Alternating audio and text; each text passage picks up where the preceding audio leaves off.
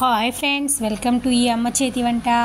ఇంట్లో కూరగాయలు ఏమీ లేనప్పుడు సింపుల్గా చాలా రుచిగా చేసుకుని ఉల్లిపాయ కారాన్ని అయితే చూపించబోతున్నాను. మీరు కూడా ఒక్కసారి ఉల్లిపాయ కారాన్ని చేసుకున్నారంటే మీ ఇంట్లో అందరికీ కూడా చాలా ఫేవరెట్ రెసిపీ అయిపోతుంది. ఇది ఇడ్లీ, దోశ, వడ, ఉప్మా ఎందులోకైనా సరే చాలా బాగుంటుంది. ఇది చాలా చూస్తుంటేనే నోరూరించే రెసిపీగా ఉంది కదా. మరి ఎందుకు ఆలస్యం, వీడియోలోకి అయితే వెళ్ళిపోతాము. ఇక్కడ నేనైతే బాగా నిగలనిగలాడే టమాటాలు అయితే ఒక 5 పండ్లు అయితే తీసుకున్నాను. ఇక్కడ ఎండుమిర్చి అయితే మంచి ఎర్ర కారం ఉండే ఎండుమిర్చి అయితే తీసుకున్నాను. ఇందులోకి అల్లం కూడా ఒక 2-3 పీసులు అయితే ముక్కలు అయితే తీసుకున్నాను. అల్లం వేస్తే బాగా టేస్ట్గా ఉంటుందని ఈ అల్లం వేయడం వల్ల అయితే చట్నీ టేస్ట్గా ఉంటుంది.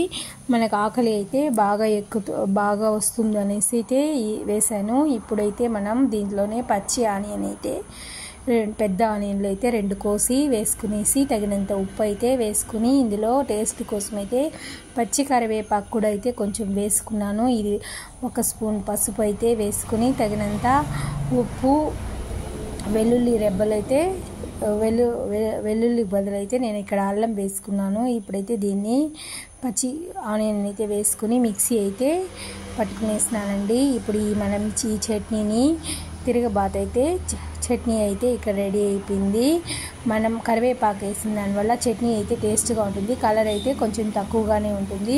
మనం ఇక్కడ తిరగబాత్ చేసుకునే దానికి ఒక 3 టీ స్పూన్ల ఆయిల్ అయితే వేసుకుని అందులో ఆవాలు, జీలకర్ర వేసుకుని ఆవాలు చిటిపటన్న తర్వాత కరివేపాకు, ఇంగువ అయితే ఒక చిటికెడు వేస్తే టేస్ట్ అయితే చాలా సూపర్ టేస్టీగా ఉంటుంది. ఇంగువ వేస్తే ఆకలి కూడా బాగా ఎత్తుతుంది. హెల్త్కి ఎంతో మంచిదైన ఇంగువనైతే స్కిప్ చేయకుండా అయితే వేసుకోండి.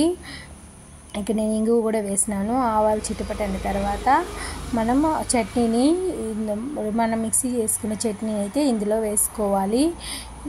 చట్నీ వేసుకున్న తర్వాత కరివేపాకు కూడా వేసుకొని చట్నీ వేసుకుంటే చట్నీ అయితే ఒక 5 మినిట్స్ ఉడికిందంటే పచ్చి వాసన పోయే వరకు అయితే ఉడికించుకుంటే చాలా అంటే చాలా సూపర్ టేస్టీగా ఉండే ఎర్ర కారం అయితే రెడీ అయిపోతుంది. ఈ చట్నీ ఇడ్లీ, దోశ సూపర్గా ఉంటుంది. దోశలో అయితే చట్నీ కారం కొంచెం తగ్గిందేమో అనేసి మనం ఈ కొంచెం అంటే కారపొడి కూడా అయితే ఒక 1/2 టీ స్పూన్ అయితే వేసుకున్నాను. ఈ విధంగా చేసుకుంటే ఎప్పట్లా కాకుండా మనం రోజు తినే కారంలా కాకుండా ఈ విధంగా చేసుకుంటే ఎంతో టేస్టీగా ఉంటుంది.